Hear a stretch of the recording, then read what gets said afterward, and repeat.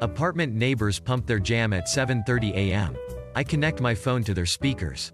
A little ween with your morning coffee, my good sir. We've had an interesting playlist so far.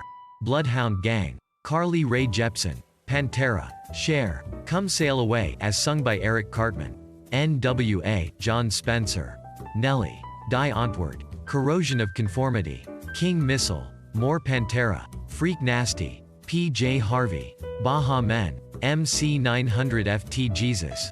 The theme songs from both Buffy and Angel. Luscious Jackson. Wow, I have a lot of Pantera on my phone.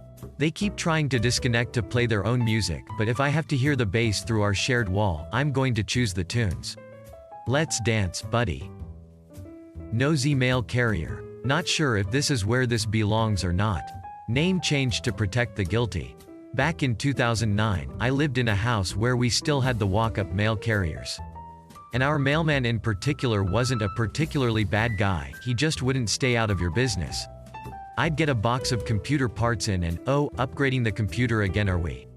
Or a package from dad for my birthday and, oh, well I hope he didn't cheap out on you.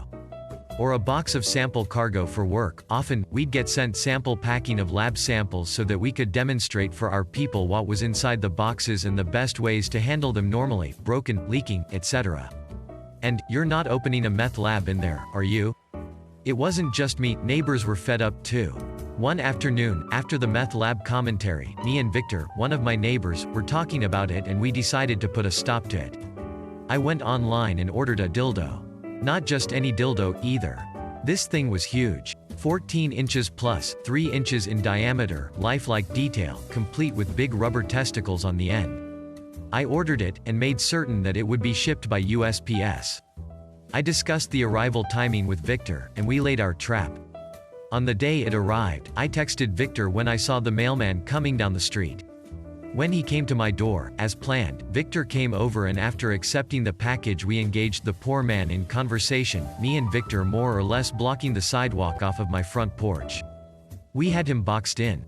Like it was something I did every day, I opened and extricated the gigantic rubber phallus and proceeded to handle it right there in the conversation like nothing was amiss. I pounded it into one hand to pontificate, I stuck it in my pocket with the testicle end hanging out and then drew it like it was a pistol when exclaiming or illustrating a point, did that several times and he flinched for each one. At one point I used it like a small baseball bat to hit pieces of landscaping gravel. The poor old guy kept getting redder and redder, faced, broke out in a sweat, stuttered, and in general stood there mortified for the 20 minutes or so that Victor and I kept him hemmed in on my porch. By the time Victor and I left him enough room to gracefully exit, he practically ran to continue his route. From that day forward, never again did he comment about mine or any of the neighbors' deliveries. Edit. Answering questions and clarifying a point. I am male, sorry, I should have made that clear. As for what I did with it after seeing the speculation, I almost don't want to tell you. Thanks for a good laugh, guys. I pranked my now ex-wife with it. Hid it in my shorts and told her I'd gotten some Enzyte and taken it all once.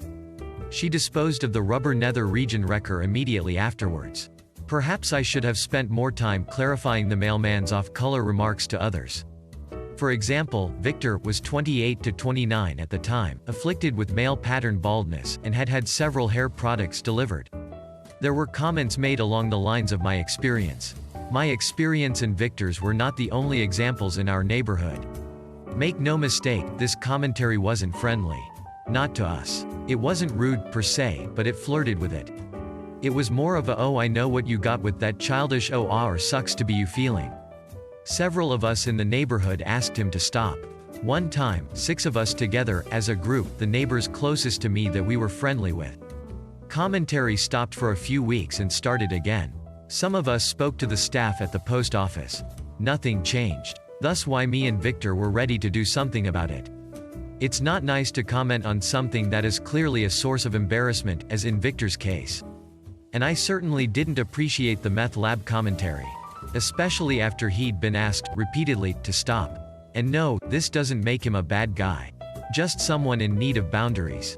He kept climbing that fence, so to speak, so I came up with a way to keep him from wanting to. And, yes, Newegg packaging was the big giveaway on that particular example. The other examples cited did have indications of what was contained. Dad put a big happy birthday on that particular package. If the package didn't say, he would frequently ask. Thanks for watching and don't forget to give a thumbs up if you enjoyed it. Have a good one.